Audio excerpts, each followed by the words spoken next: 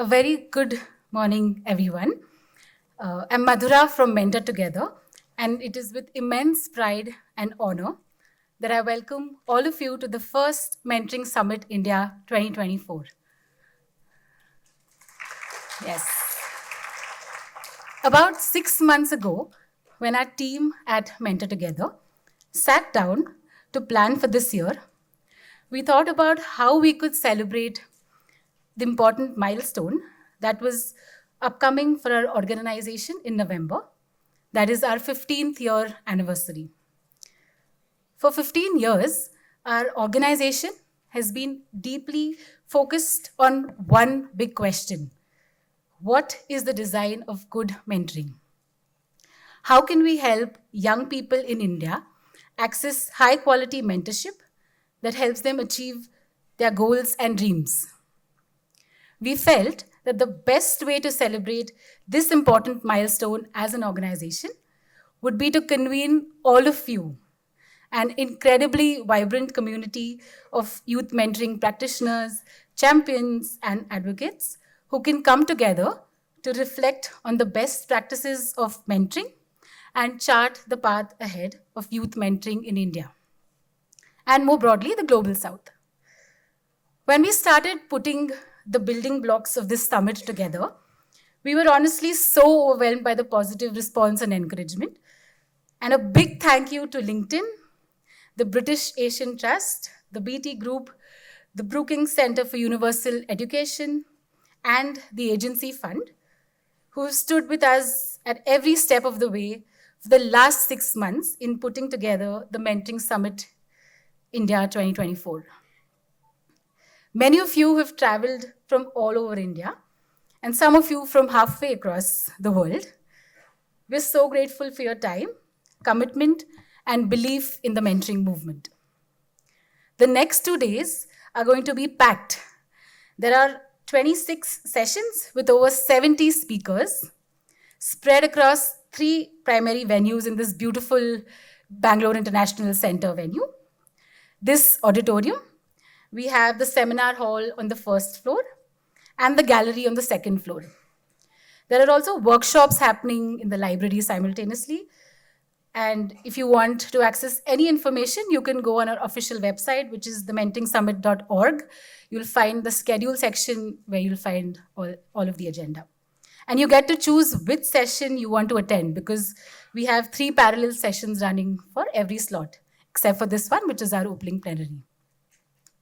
So to talk more about the design of the sessions, you'll see a few themes that the sessions are planned around.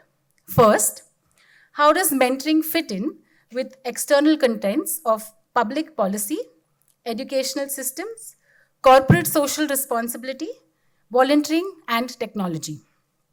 Second, how does mentoring apply to specific youth contexts to drive youth change makers? For young people in care systems, for students in school, for those facing conditions of marginalization, for girls and women across life stages. And finally, how do we design mentoring programs, processes, and the mentoring relationship itself to be evidence-based and impactful?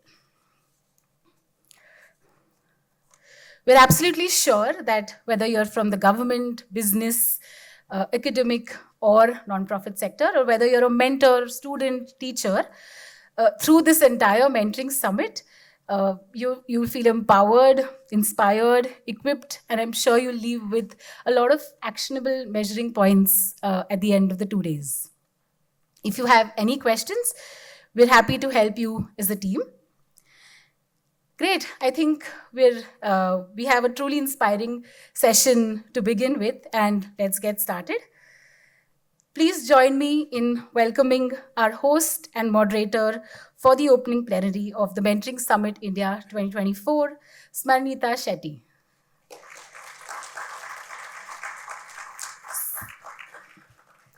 Smarnita is the CEO and founder of the Indian Development Review, the foremost publication capturing the beats of India's vibrant development sector. Smarnita has also worked in Dasra, Monitoring Inclusive Markets, JP Morgan, and the Economic Times. Thank you. Now it's my pleasure to introduce Arundhati Gupta. Arundhati Gupta is the visionary founding trustee and chief executive of Mentor Together. She set up Mentor Together 2 years after graduating from university. For her work building mentoring models and systems unique to the needs of India's young people, she's been recognized as an Ashoka Fellow and a Brookings Ekatna Global Scholar. Arundhati graduated at the university as the University Gold Medalist in Commerce and was a Commonwealth Scholar at the University of Manchester. Thank you. I would now like to invite our next panelist, Dr. Kiran Modi.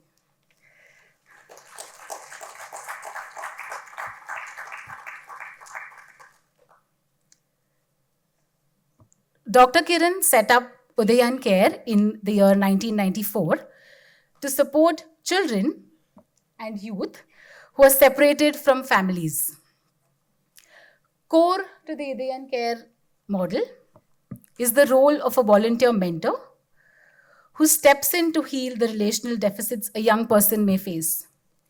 She is the recipient of the National Award for Child Welfare 2014, India's highest commendation for a non-profit child welfare organization. Welcome, Dr. Modi. Next, I'd like to invite on stage Ian McBride. Ian holds responsible business for BT Group in India.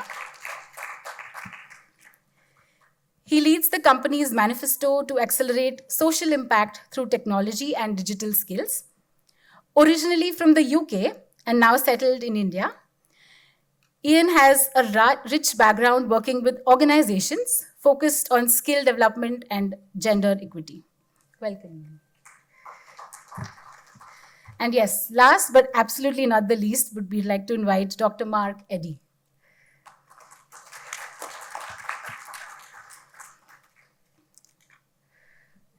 Dr. Mark is a professor of education psychology at the University of Texas. He is a prevention scientist who has designed and rigorously studied mentoring programs across the range of contexts in the US and Central America. He is also the editor of the upcoming Handbook of Professional Youth Mentoring, which also features a chapter of mentoring in India, authored by Mentor Together. Great, thank you so much and welcome everybody. And I would now request Smanita to please kickstart the session. Thank you.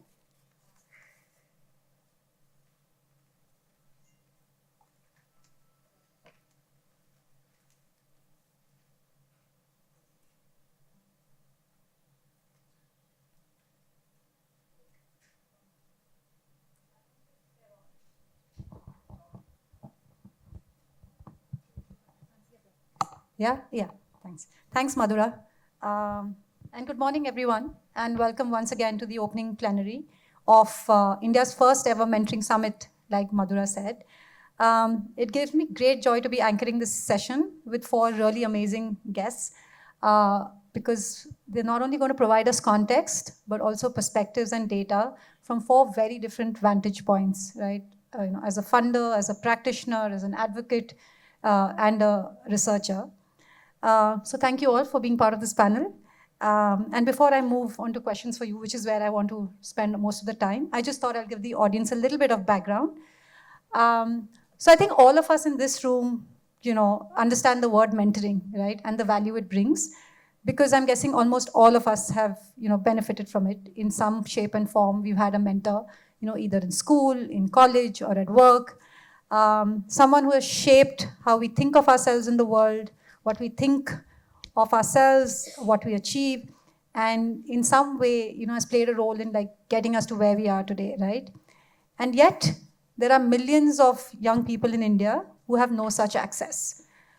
This year, that's in 2024, the young population is estimated to be around 420 million, right? Which is 29% of our total population. And approximately 10% of them, or over 40 million, are not employed. Existing evidence suggests that one of the most promising paths for young people is to provide them with guidance, information, and mentoring. So clearly there's a direct benefit right there, right? But unemployment is not the only or the largest gap that mentoring fills. It works for children facing violence. It works for children and young people facing addiction. People in at-risk positions. Young women and girls, and so on. Right. And what we've seen is actually mentoring programs across the world are now being seen as one of the most effective positive practices for youth development. And I think that's mainly because people are seeing that every aspect of human development is shaped by interpersonal relationships.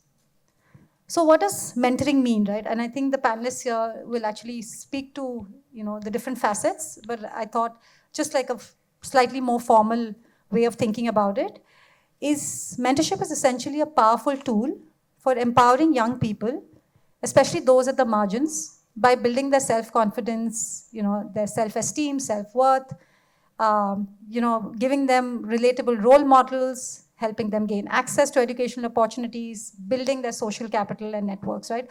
All of things that we kind of take for granted. But mentoring is a much more formal, way of kind of doing that. But the other thing, we must understand is mentoring has always been understood, and I always or get my tongue twisted in this, but what experts call a relational instrumental continuum, and this is something that Arundhati told me, where first and foremost, there's a relationship between a mentor and a mentee. And we all know this, right? And second, there is a goal or an objective that the relationship tries to achieve for the mentee. So in this opening plenary, in our conversation today, we will focus on what this relational aspect of mentoring looks like and why young people need to be fundamentally surrounded by positive and healthy relationships that nurture them. So I'm going to just jump into the questions, and Arundhati, and start with you. Like I said, right, everyone understands the word mentoring, but when you see it in practice, you see so little attention or investment kind of devoted to it, right? So can you speak a little bit? Can you set the context in terms of how does it look like from a policy, non-profit, and like a broader development space? The whole mentoring ecosystem in a sense. Well, thank you so much. Y'all can hear me, right? Y'all can? Okay, great. No, thank you so much. I want to just reiterate what Madhura said, that we're so pleased to have you all here and to put this together and to have this be our opening plenary. I think, yes, that so much of human development happens through these positive relationships of the kind that mentoring promotes, right? And I think that's at the core of why mentoring is seen to be such a fundamental, almost right and privilege for everyone to have, especially young people. I think that I'll speak a little bit to three things that I think mentoring does very well that makes it so universal, and then how that applies to the objectives and goals of policy, nonprofits, and corporates especially. The typical way to look at the role of a mentor is in three important ways for young people. One, in the role that a relationship provides for social and emotional development. That all of us are not naturally born into understanding how to manage our emotions, how to deal with other people. And almost all of that gets built through the positive interactions that we have with other adults, right? And that experience growing up really just shapes, are we able to figure out what is the right way to do that? And for any young person who's coming with any sort of a relational deficit, which Dr. Kiran will speak about, that you're already starting from a place where healthy relationships have led to poorer emotional, social, or lack of healthy relationships have led to that, right? So there is just core abilities to build social and emotional skills through the role of a mentor, primarily when they take on a role as a very patient, listening, non-judgmental adult. The second thing that's so important that is then the mentor, because mentors are typically seen as someone with more years of experience, someone who's possibly got more networks and resources, is the simple idea of guidance, right? Which is probably what all of us think of mentoring as.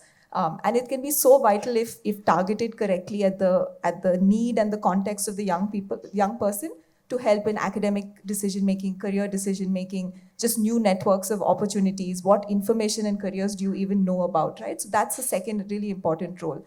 And then the third one, which actually, if you ask all of us in Mentor Together, is probably our favorite role, because it's the role of identity development, right? How do we become the people we become, right? It happens often very subconsciously because of the influences of the people around us, what we see them tell us about ourselves, what we see them say about themselves. and how that just shapes that vision of who we are in the future.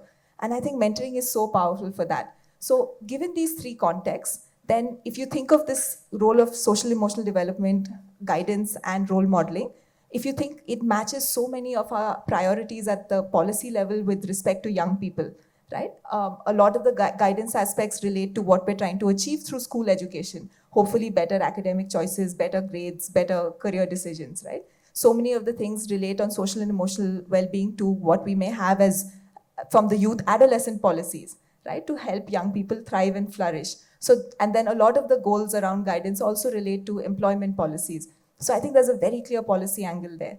With nonprofits, really anybody that works with mentoring has or with young people has the opportunity to think of a mentoring approach, right?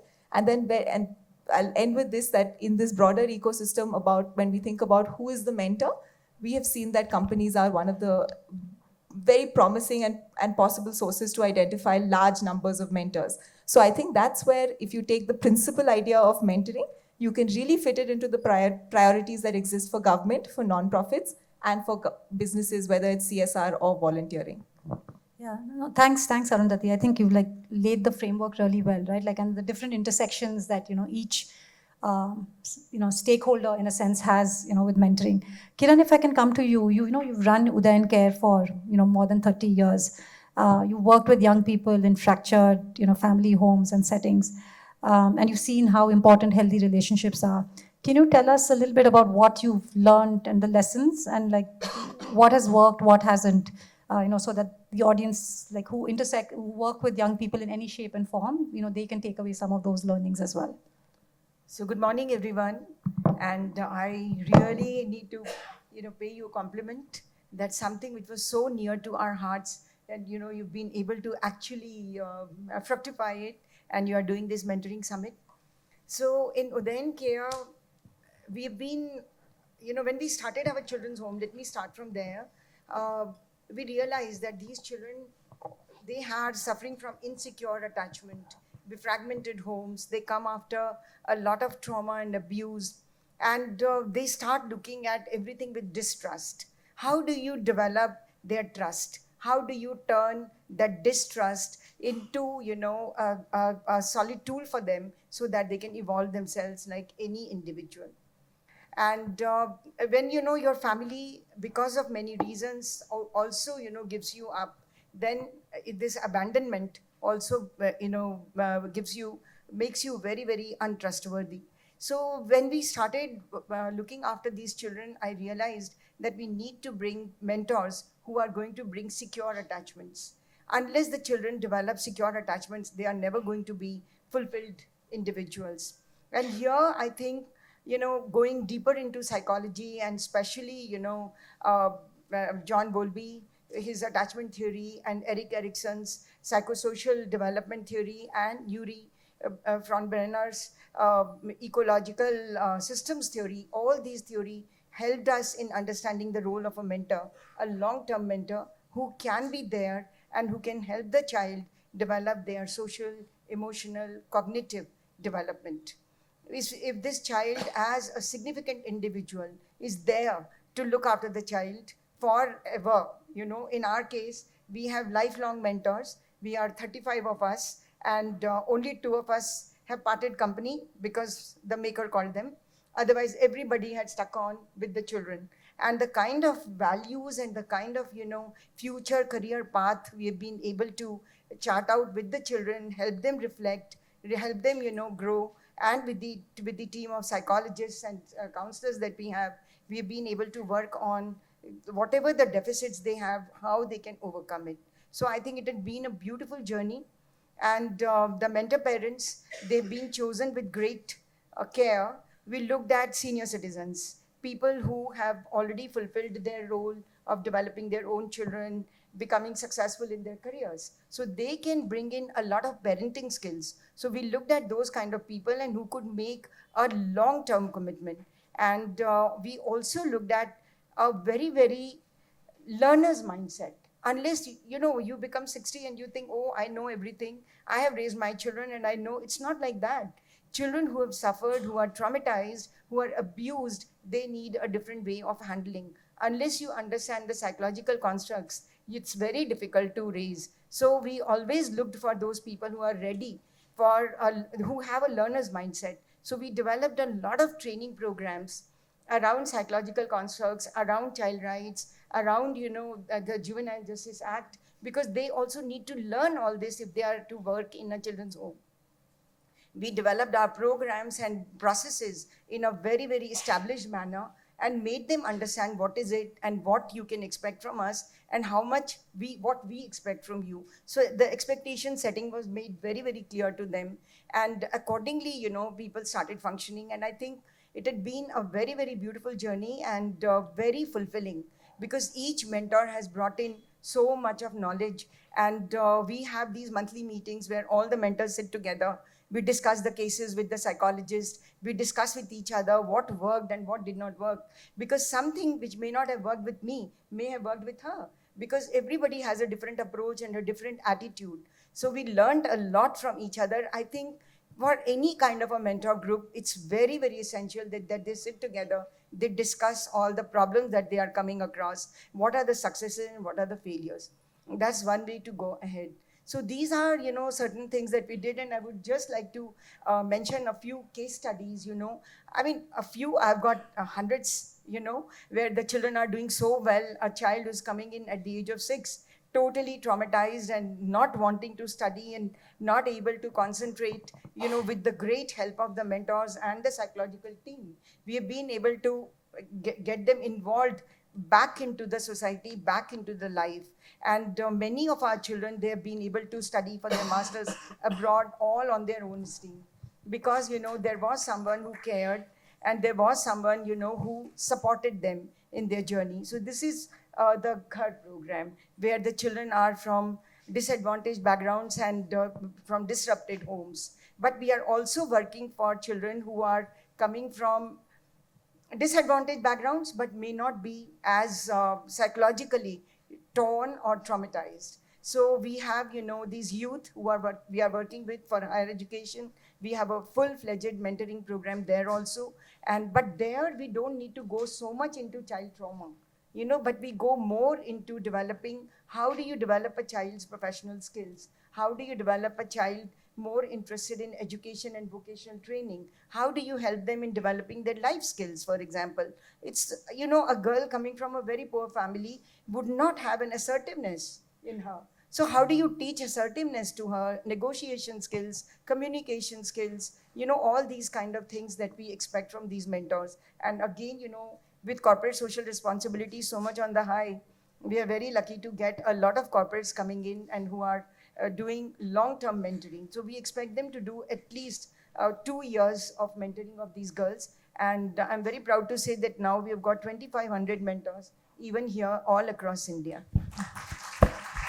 Thanks, Kiran. And I think there's some really good learnings you said, right? Like one is setting expectations, with mentors, actually training them, because, more damage can be done if the mentors are not trained, peer learning, all of that. And I think what you said about funders segues well into, Ian, what I'm going to ask you is, because most funders that we've seen, and we've been in the sector for a while, will fund like things like education or livelihoods, right? Things that they can actually put a number to, how many kids enrolled, how many kids are placed. So it's very interesting that the BT group has chosen to, fund mentoring. I just want to get a sense of what the thinking was behind that, right? Because it's not usual. Absolutely, and thanks, Arundhati, for giving me the opportunity to come down and join your panel. Well, mentoring is just one of the things that we support. I mean, so prior to my moving onto the corporate side, I'd spent 25, 30 years working in learning and development and skill development in the UK and India. And I'd seen lots of education and skill programs impart skills and education, but then fail on so many other levels, whether it was getting people into employment or into further education, or we would have people from under-resourced communities, either in the UK and India, drop out of school. So it's very, very clear that there's a lot more needed than just giving a skill. If you have a skill, but you do not have the confidence or the contacts or the to be able to access what is really ostensibly a different world to you, then a lot of it can be in vain. So So I'd worked with different nonprofits here in India for 10 or 12 years. And when I went onto the funding side of things, I was really determined not to make the mistakes of the worst kinds of funding corporates that I'd seen and had to deal with as a nonprofit. And I thought, I don't want to be like them. You know, I did not want us to be the kind of organization, I call them pay and display corporates. You know, they pay out some funding, you send them, they get a report twice a year, and then they put something often quite nauseating in an annual report and say what they've done. We're really, really hands-on, as you know, Arundhati. We speak weekly, as we do with all our partners. So we felt with mentoring, it was absolutely crucial to be able to give people support that they needed above and beyond just skills. And there are other elements to that other than mentoring. But I think career development, career guidance is another area that needs a lot of support and able to help people identify the right jobs that suit their aptitude, their ability, and their interests. And I think, thinking back to when I was a kid, I'm from a small mining town, from a working class family. The career guidance teacher would tell us, go and work in the steelworks. It's now owned by Tata, by the way. And then they would tell girls, you go and be a secretary or work in a factory. There was no motivation in a working class town to be anything above and beyond that. And I'm going back donkey's years now.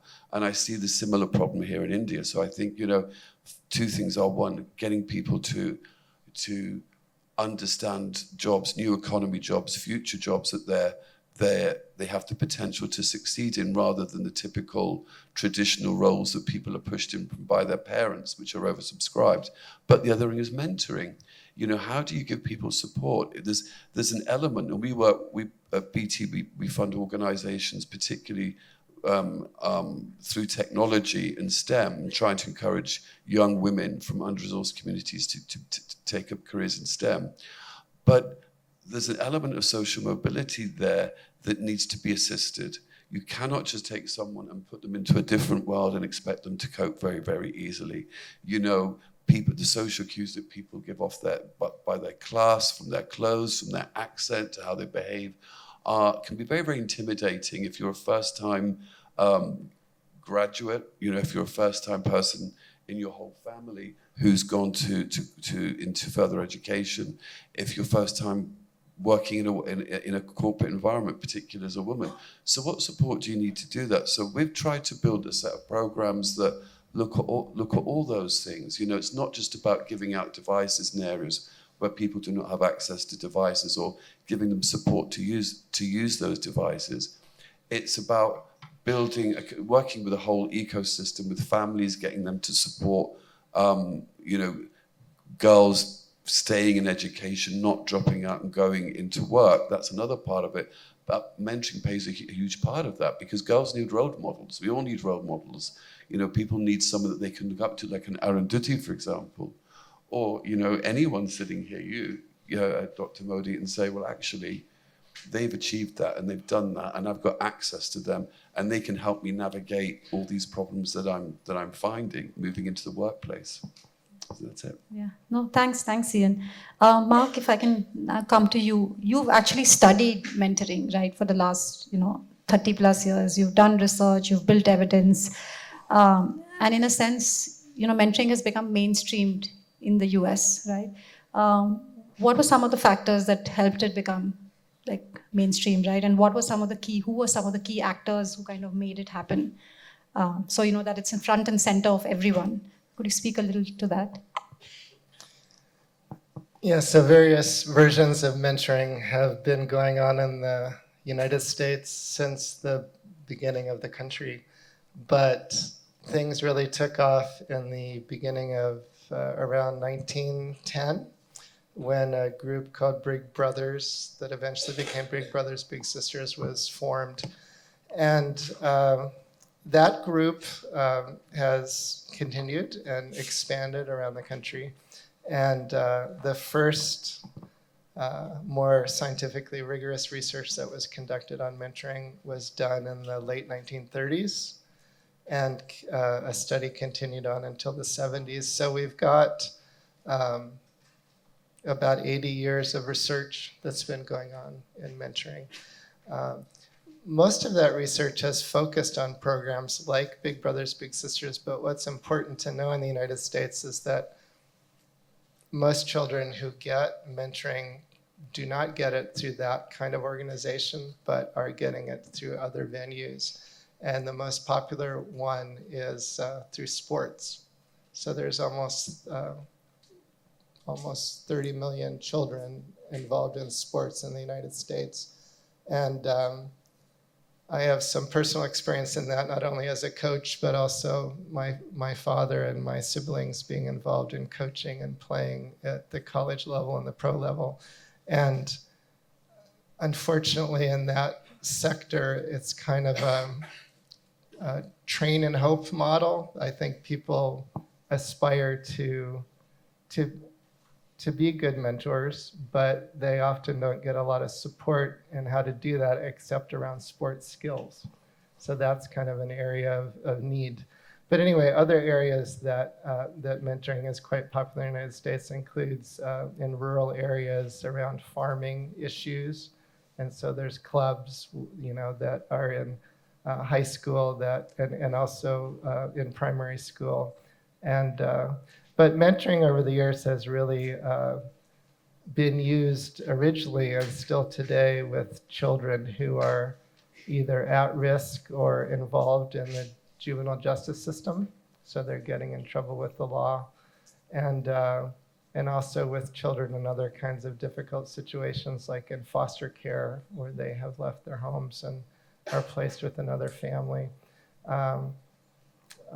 But also around career issues and other things. So it really has kind of penetrated a lot of different sectors, but probably one of the most interesting ones of late in terms of a heavy dose of funding from the federal level began during the second George Bush administration, so the younger George Bush president.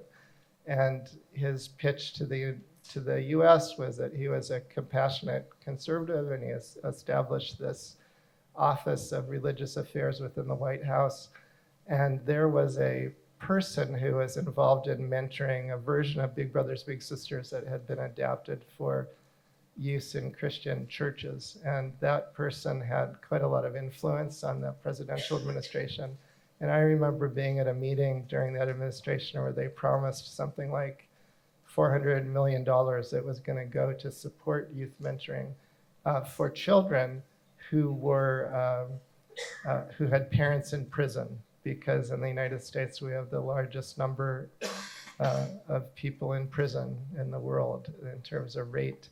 And so there was a significant investment that began then and continued through all the administrations since, including the Obama administration and more recently the Biden administration, that's focused on children who have parents who are in prison. And so the difficulty there is that there hasn't been a lot of research paired with all of this service provision. So I was asked to write a chapter on this particular type of mentoring a few years ago, and I really was able to find very little literature. So although we have a lot of research literature in one sense, we have not as much on specific issues as we'd like. So we've made progress, but we have a long ways to go. Yeah, but I guess you have research from 1930. That's almost like 100 years of research, which I think is amazing. So research, funding, to the level that you kind of mentioned, right? I guess a lot of factors that play in. Arundhati, he spoke about some of these factors. What is your vision for mentoring in India? And what, according to you, would a supportive ecosystem look like? Yeah, I'm always so envious, and essentially the way we learned of Mark's work is Mark was writing a book on the Handbook of Professional Mentoring, which is a very interesting sort of sub-area of where mentors are more than just volunteers. And he reached out to us to write the chapter on mentoring in India. And I think in the last 15 years, I've seen that we were talking that there are maybe 40 academics who have devoted their careers to studying mentoring in the US. And every year are probably publishing 4 or 5 papers, which just means there's an incredible amount of research. So I think that I'd like to use the idea of how do you build a new field or a new market in India, right? It's a very interesting framework. And I'd say that that's one of the first components that we need to have, that there's just a lot of very good knowledge, research, and knowledge and research around the practice. I don't think we need, like the corporates in ivory towers, which Ian is not, we don't need more academics in ivory towers. So I think we need more people, though, building an understanding of what is the theory of change for mentoring in India. What's the long-term impact of mentoring that goes on for 30 years, right? What happens when you mentor young women in colleges? So I would say that's the vision. So could we get, India has such a large number of universities, right? Could we get 50 academics to take up? So that's one vision in terms of the knowledge and research that the field really needs. And I think it's so important because I have seen how the field of mentoring in the US has directionally changed a lot based on how the academics have worked closely with them. So you mentioned the relational instrumental model, right? Where fundamentally mentoring is always a relationship. And that's the beauty of it, right? I think of it as like Aladdin's carpet, right? The carpet is the relationship and it's where you go with that. And then the focus on the goals was always lesser because I think they were very heavy set on let's give the relationship. And they realized then that for young people who are living in these very complex setups, you're facing all these problems of your parents incarcerated problems. You can't just assume this mentor comes in like, oh, and now I'm going to solve everything for you. If the mentor doesn't know what they're doing, how are they trained to handle that? How are they challenging their own biases and stereotypes? More often than not, they're ineffective, right? That's what the research in the US found for the biggest models of mentorship. And now they've changed. And that's because the researchers were working so close in hand with the nonprofits. So I think that's the first vision that I have. The second thing I'd say is just then that how can it make it into policy, like I said, and also into corporates. I'd say that we are seeing some encouraging movement in policy. We have a lot of members from the government of Karnataka's Department of Collegiate and Technical Education here who have started a mentoring program and put mentoring on the agenda for higher education in the state. And that's no small scale because it's 500 plus colleges, 450,000 students. So how can it make it into the mandate formally for education, for everyone who looks at education at the school level, at the college level? I'd say those two. And I think we have Karnataka, Telangana, a few of the states that we work with who are already leading on this, and more needs to happen. I'd say with the corporates, why can't we have the top 100 companies who have some of the largest workforces and the biggest CSR spends all put their money into mentoring, right? In fact, it's almost a no-brainer because your employees will be the mentors and all you have to do is support high quality programs amongst nonprofits that deliver all of this, right? And I'd say that in our experience, it's probably 15 or so that are interested in doing that. It should be 100 easily, right? And then the last thing I'd say is just how can all the nonprofits, and we're so excited that all of you are here, many of you do work that's very adjacent to mentoring already with young people. How can we layer on mentoring into the work that you do so that whether you're working on sports and you have a coach, whether you're working with teachers or whether you're working with volunteers, you can help them take on that mentoring role. I'd say that's really the vision for all of these stakeholders.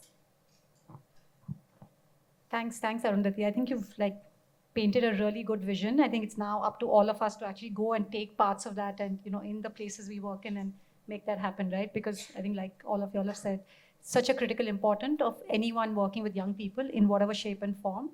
And so every stakeholder, young people is what matters, right? Whether you're government, whether you're business, whether you're a nonprofit. And so thank you for that. But you also mentioned the role of mentors. And Kiran, I want to come to you on that because you've worked extensively and you mentioned a little bit about how training is important, how unlearning is important. What's the responsibility of mentors, right? Because the focus is always on the mentee, but the mentors are such a critical part. So what's the responsibility of mentors in this whole ecosystem and what is the infrastructure that is needed to kind of support them? I think the first and foremost is stick on. If the mentor is not going to stick on, it's never going to evolve because we have to remember children, whether they are coming from broken families and have a warped understanding of the world around them, environment around them, or children who are coming from disadvantaged backgrounds, but they need a lot of counseling and guidance, whatever kind of children or youth there may be. But if the mentor is not going to stick on, then nothing can happen. And you can't expect that, you know, a child is waiting there to open up the moment you say, okay, here I am for you. You have to prove it. You know, in Bengal, we have a very interesting thing. You know, when they make a drum, they beat it and they beat it and they beat it. And the more sound it creates, they beat it even further. The idea is bajiye dekho, baja ki dekho. You know, how much can the drum can take, you know. So similarly, a child is testing you. A child is testing you again and again. Are you going to stick on, or you are just coming here to show your face and make a good impression in the world? So the children are very clever. They always test you out. This is my experience of so many years. I've been telling mentors, please stick on. Don't expect them to open up suddenly. When you were a child, suddenly some uncle had come and told you something, would you have opened up? It takes time. You have to build trust. So I think this is very important. And otherwise, you know, the kind of infrastructure support, as I told you, we have developed different mentoring models for different kinds of, you know, children and youth who are coming to us. And for everything, we have put it down into manuals and training programs, not only for the mentors. I think it's very important for the mentees also to be formally trained. What can they expect from the mentors? And we do that very regularly. Then I think very important for the staff also to learn what can they expect from the mentors, and what kind of feedback, honest feedback, and what kind of, you know, relationship they must develop with the mentors. So it all depends. I think one of the biggest responsibility of a mentor is, like, leaders develop leaders, right? So similarly, mentors have to develop mentors. So we have developed a beautiful peer mentoring system in the Udayan Shalini Fellowship Program, which is called Mentor Didi. So each girl, when she comes in at the age of 16, she gets mentors and she's mentored. So 5 girls have one mentor. And Mentor Didi, the Mentor Didi is one who has already been mentored for several years. So now she can become a Mentor Didi, and 5 Mentor Didis, they have another mentor, a senior mentor coming from a corporate background, teaching background. We have all kinds of mentors, and we look at different professions, because each one is bringing in a different kind of a outlook to the whole thing. So I think this is very important. When we are talking about research, I think Udayan Care has been hugely involved in research. We take out a journal of our own on child protection, and even the mentor model of Udayan Care, we have published papers, and even for the Shalini program. So whatever we do, we always believe that evidence has to be created. Once the evidence is created, then you can take back the learnings and bring it into practice. So it has to be a continuous process. So this is what I feel. And one more thing, I really want to say, responsibility of the mentors that we were talking about. You know, why God has given you 2 ears but only 1 mouth? Because speaking is, you know, so much easier as compared to hearing. So we have to be listeners. Unless you listen to a child and read between the lines, you will never be able to, because as mentors, as people who are getting on in age, we are always in a hurry to give our, our point of view, not caring for the child, the way the child is thinking, what is the worldview of the child, and how can we make the child reflect and think of better things. So I think one major responsibility of a mentor is to be a listener more than anything else. I want to just say that it's all of us who work with mentors, I think we're very conscious of the fact that you have to understand the class and the cultural context of India, right? I think in a article that came out about the summit, I was quoted as saying that the Guru Shishya Parampara is very authoritarian. I was like, oh no, but it is. You know, you can't take, those are great templates in India. There's culturally a lot of models of mentorship that give us a lot of deep understanding of why mentoring is so integral to India. However, when we're thinking of mentoring young people today, you have to be far more the mentor that Dr. Kiran is saying, and there's a workshop today called non-positional mentoring, which is to where can the mentor not take on that position of I know everything and I'm here to facilitate, and you have to sort of listen to me. Because in the end, actually, that young person's life is going to be very different and a very different trajectory from yours, right? How can you make yourself available for them for what they need, rather than figure out how this is a platform for what you have done to be, so I would say that that's such a different mindset shift. And there are a whole bunch of workshops over the summit, which is on the processes of mentoring. How do you train? How do you learn some of these skills that I think will be very, very important for anyone designing mentoring programs? No, thanks, Kiran and Arundhati, because I think it's not a conversation, that many people have, right? The focus is always on the mentee, and I think it's interesting that there are, newer models and there are like workshops that kind of actually get you to think about some of this. Ian, if I can come to you, while you guys at BT have supported mentoring for a long time, we don't see the same level of interest, right, with other CSRs. I mean, even if they fund education, livelihoods, young people programs, how can we get more CSRs to fund this? What would the pitch be to them? Yeah, I think you have to make organizations make a real direct link between what they do and the impact that mentoring can have on it. So we have here in India, much talk of the great demographic dividend, and the fact that you have such a young skilled workforce as opposed to many countries across the world and in the West where they have a very dwindling workforce of young people. And I think but one of the risks to having such a young workforce is, of course, the fact that, you have dropouts, people dropping out of school, unemployment and underemployment. And if you make a direct link between how mentoring can support and affect those, then people will realize that they are not something to be run separately to any skill or education programs that they have, but they should be built in, but naturally, to any program that they have. If you have mentoring, you can reduce the dropout rates. You can get people to understand better transition into the world of work.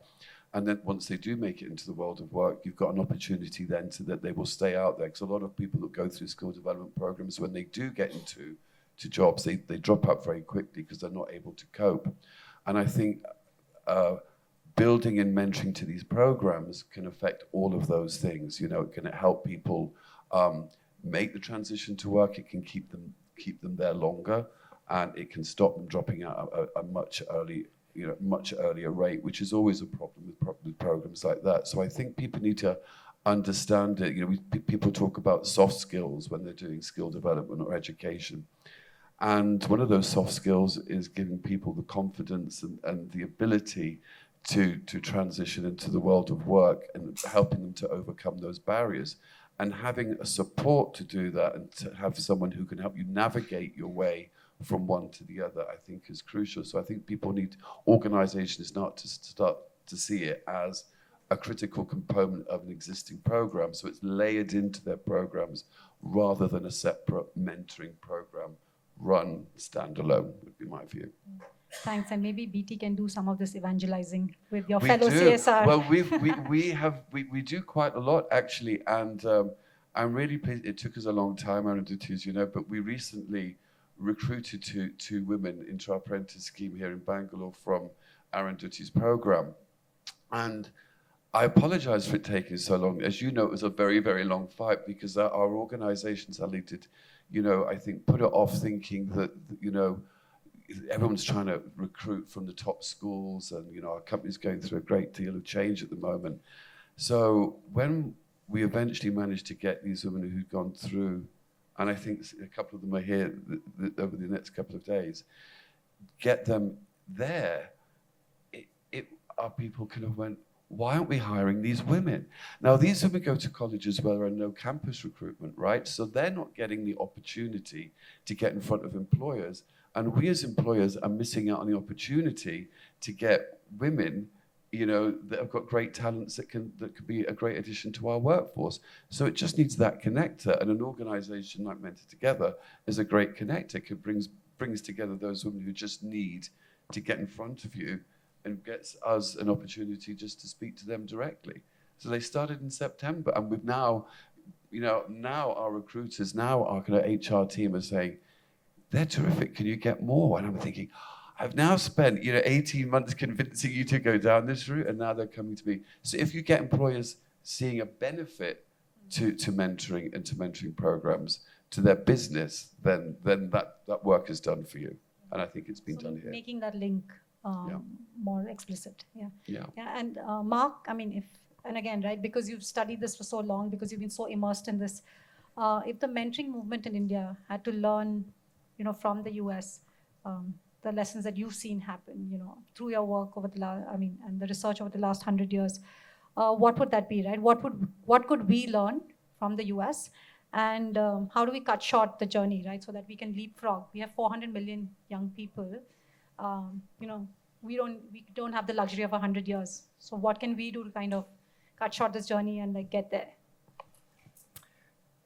So I'm part of a group called the National Mentoring Resource Center, and we have those 40 researchers that you mentioned, but many more that are involved with that group. And so I threw this question out to the group to see how they would answer. So my answer is a mix of my own thoughts and their thoughts. And so I would say the first thought is that it was only about the last 25 years that I feel like the mentoring research community has established really close communication and conferences and other things to be in conversation with each other more. And I think that has helped push the field forward. One of my mentors in mentoring was a woman named Joan McCord, who was the leader of that study I mentioned to you that was conducted in World War II. And she passed away a few years ago, and I miss her, but she was really doing her research in an independent way. And now we have a network of people. So just like having a network of all of you here to talk to each other about mentoring, I think just getting that going sooner than later is important. Secondly, I think a key issue is that the research has shown that relationship-based mentoring alone can have some influence on some people, but if you really want to have a specific outcome, you have to do some specific work beyond the relationship. And so the strength of findings in studies where mentors have been trying to help youth get somewhere or do something specific or learn some specific skill do have much bigger impact than relationship alone. So relationship is the base, but then you need to build on top of that. And I think that was a slow lesson for us to learn. I think another one that is quite important is that mentors do need not only training, but also support, whether that's through peer mentoring or through other more formal means within an organization. And I think a lot of our mentoring organizations have been using more of kind of a train and hope model. You give training and then you hope it works out, but you don't stay out there and keep, supporting. And so I think we've been slow to learn that. And then I think another message that I thought of, but that was echoed by my colleagues, was that it really is important for mentors to listen and to understand what the needs of the youth are. So even if you do have this agenda, this specific thing that you'd really like this youth to learn, that it's the youth that has to learn it, not you. you need to use those 2 ears and close that one mouth and listen. And so I think that also has been kind of a slow thing, because I think for much of the last 100 years in mentoring, it really was more of kind of, okay, there's these adults out here that are going to help these kids, and they've got the message to do that. And helping somebody is much more complicated than just what you inside think and feel. It's a relationship. And so anyway, I think those are, believe it or not, the main messages that have come out of research so far, according to my peers. Yeah, no, thank you. I think we have around 5-10 minutes for Q&A. So if people have questions, and if they could keep it short, and 2 questions. Yeah, I think someone, Priya. You need a mic. No, you're not.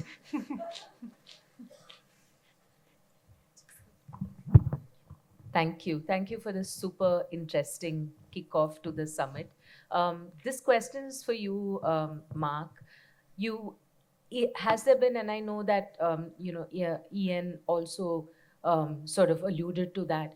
Has there been sort of solid research that connects the role of mentoring to better life outcomes, or sort of better not just employment but better life outcomes, especially for disadvantaged young adults? And the reason I'm asking this is that what Arundhati spoke about, and a lot of us in the sector working with young adults find it challenging, is to be able to make that link, because these are long-term outcomes, right? These are not outcomes that you see immediately, like Smarnita mentioned, where is there a pass or fail for a student after grade 10? It isn't like that.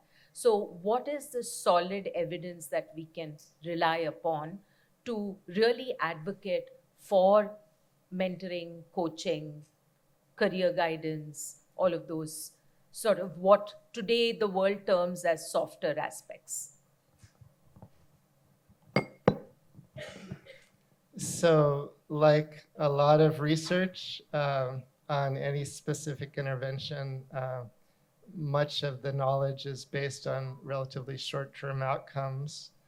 But I could give you references that would probably be better than whatever I could say in the next 2 minutes that I'd be happy to share with you that would show you what we do know. I am completing a study now that began in 2007 where this is the question.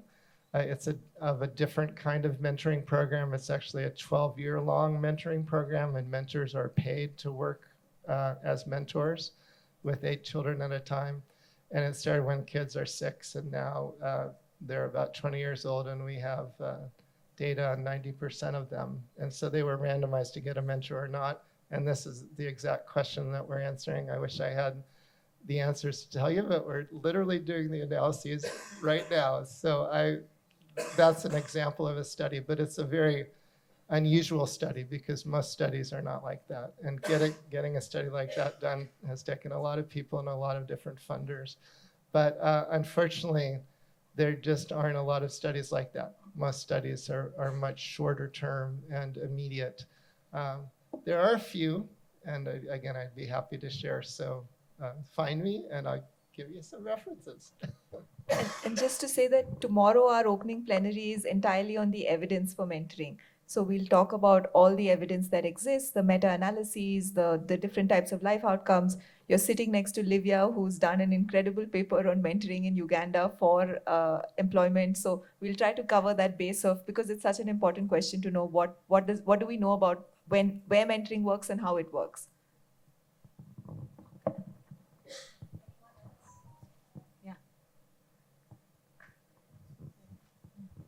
Good morning to all of you. I'm Joseph Prabhu from Don Bosco.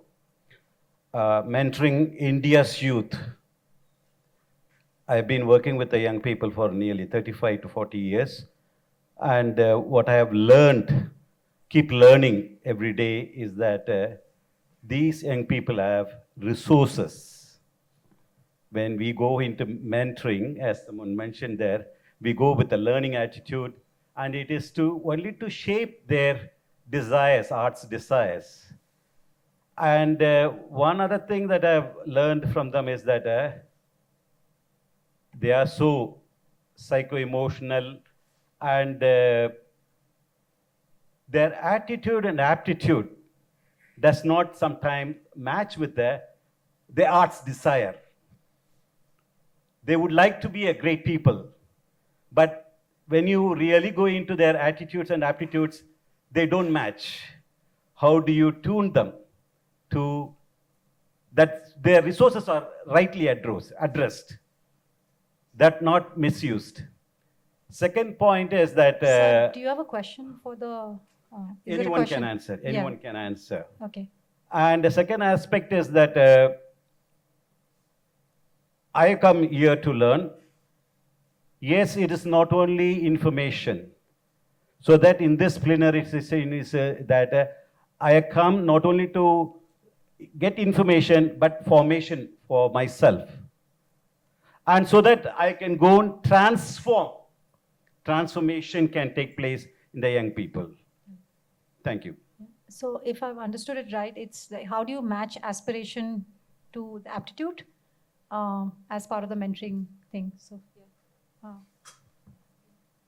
I think, I talked earlier about the importance of mentoring, but the other part that I think is really strong about that is career guidance and understanding that. And that's one thing that we've really developed with our organization. So you're absolutely right. There are people who have interests, aptitudes, and abilities, and they just don't match with that. Well, they have interest, but maybe it doesn't match their ability. I grew up wanting to be a doctor. I faint at the sight of blood. I'm terrible at maths. I simply couldn't do that job. I had this romantic notion in my head that I would go off and be a doctor and take my whole family with me somewhere wonderful in the world. Well, I ended up somewhere wonderful in the world, but not as a doctor. So I think career guidance is absolutely, crucial to doing that, along with counseling, and that's kind of part of mentoring. So making people understand what they're good at, testing their abilities, and counseling through that whole process, because we have a whole load of industries that are oversubscribed, where parents are encouraging them to go into all sorts of areas that they have no interest or ability in. But also we have a whole new lot of new economy jobs in this country that are emerging all the time that people are not aware of, that might actually be a really, really good fit for their interests. And if we can go through a good career guidance program with mentoring, where it looks at your ability, looks at your skills, looks at your interests, and goes through counseling and put people on a career path, I think that's absolutely crucial. I know a great organization that does it. We've just really kind of whole transformed how they do it. So are you based in Bangalore or? Well, I'm also based in Delhi, and the organization that runs it based in Delhi. So let's connect after this, and we'll talk about. And it's a mixture of online for speed, but also offline counseling. They do really great, up-to-date career counseling for kind of 21st century careers. So happy to connect you to them. yeah, sure. I talked about Eric Erickson, but there wasn't enough time, so I could not, delve deeper into it. But I think, at the teenage years, everybody goes through that identity versus, role confusion. So at that time, it is the role of the mentor to make them reflect, but also the mentor can't do everything oneself. They need counselors, they need, career counselors, they need a whole lot of the staff. Everybody has to be together to be able to guide the child. And it takes time. So we have to invest time in it. If the child or youth is able to sort out the role confusion, where I want to be, what is my identity, what is my purpose, I think these are the very important questions that we can, help the child with. Thanks, Kiran. And I think we've run out of time. But before we go, I just wanted to thank all the panelists. I think you'll have really set the stage for the next 2 days. And you've given us a sense of mentoring of the entire ecosystem from very different, vantage points, gone deep, but also given us like a broader perspective. So thank you for that. And I think we look forward to the next 2 days where we can go deeper into all the things that they touched upon, in the last 1 hour. Thank you.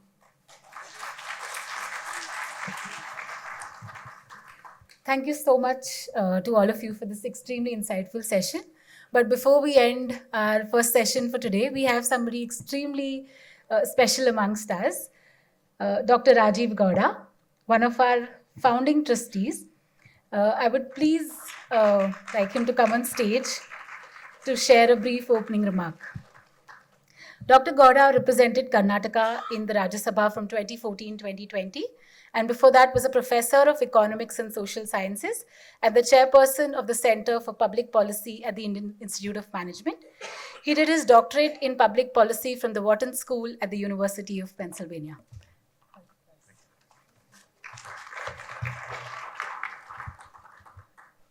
Good morning. Such a pleasure to be here this morning. This has been a long journey, and I thought I should share some insights into the backstory and into various milestones that Mentor Together has achieved over the years. The backstory really, I had started an NGO called Resurgent India, focused on youth empowerment. And amongst the first couple of people to work with me was Arundhati. And we organized a career guidance camp in cathedrals, and one more focused on women, work, and the world beyond at NMKRV College. And at that time, it struck us that not just career related guidance, but actually that our youth today, even urban youth from fairly privileged backgrounds, needed some kind of a mentor who would help them and be sort of a sounding board more than anything else. And so with that essential idea, we kept talking about these things. And then Arundhati went off for a master's at Manchester.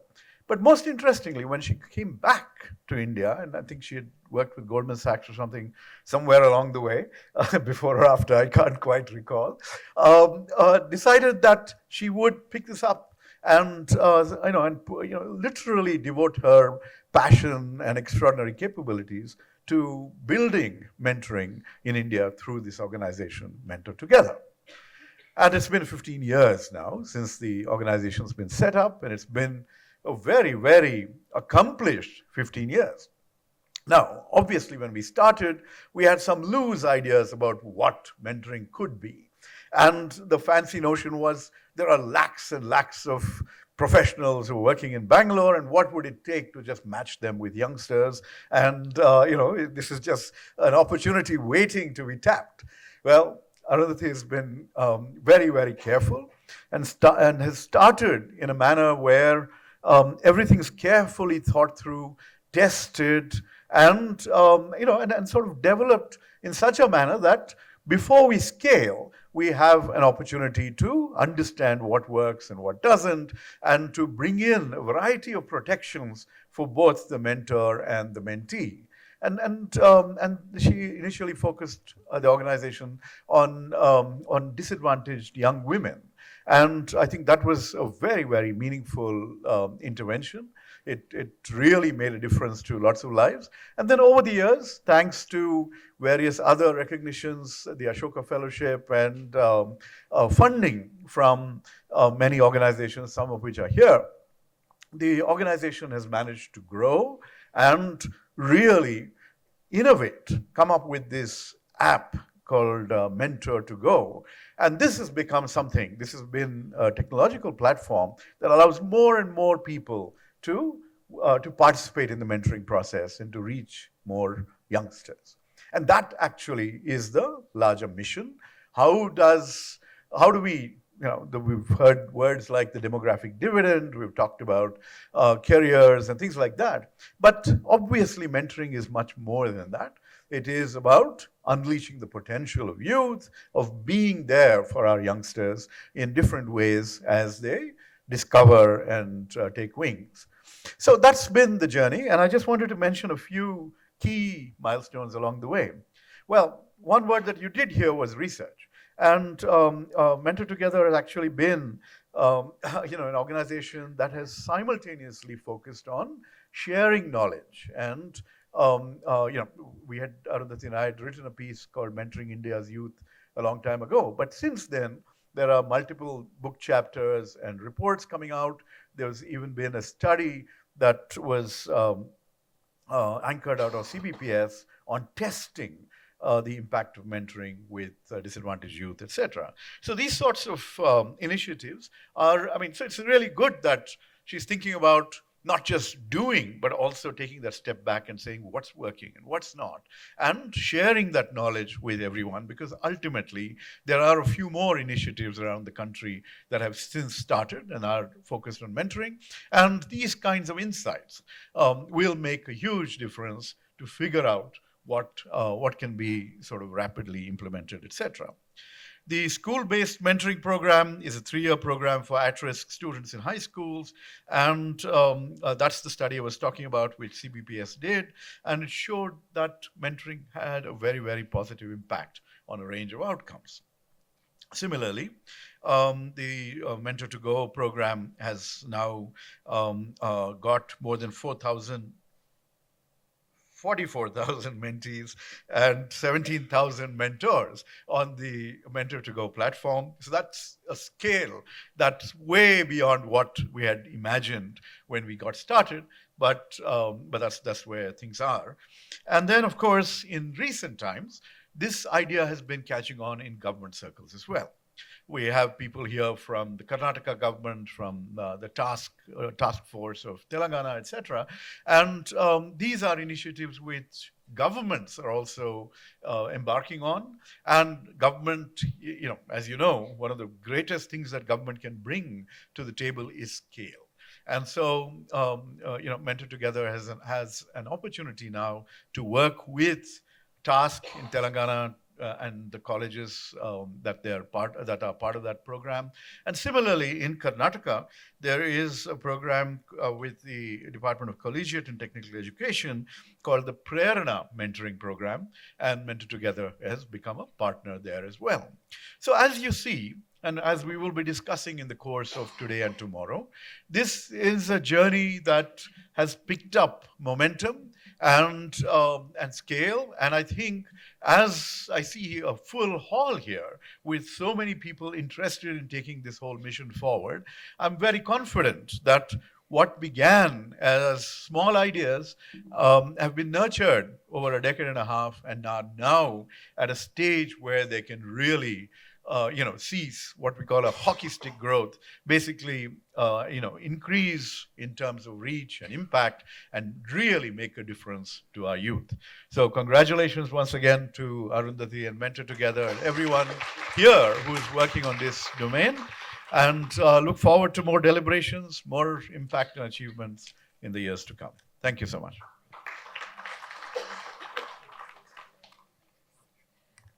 I'd now invite my colleague Ashita to come on stage.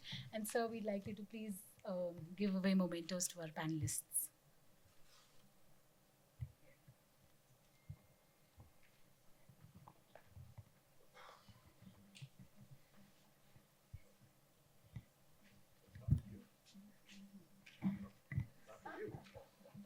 Smarita Shetty.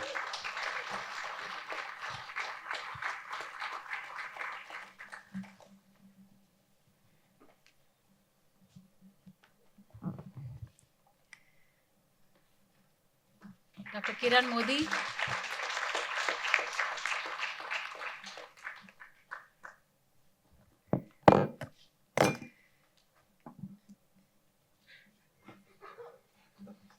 Ian McBride.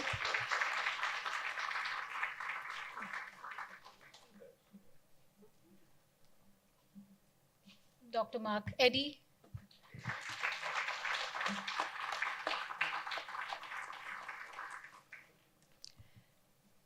And Arundhati Gupta.